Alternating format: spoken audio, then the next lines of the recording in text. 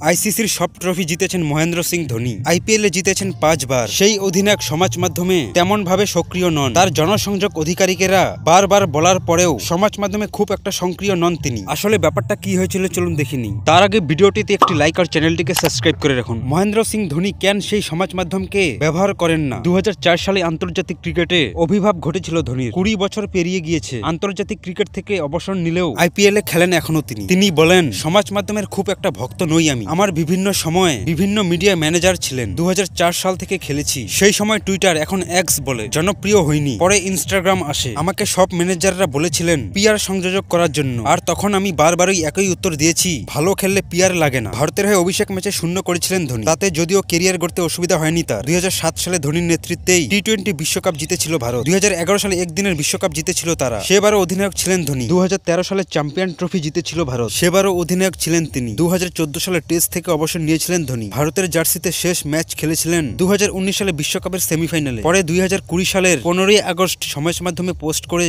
আন্তর্জাতিক ক্রিকেট থেকে অবসর নেন তিনি।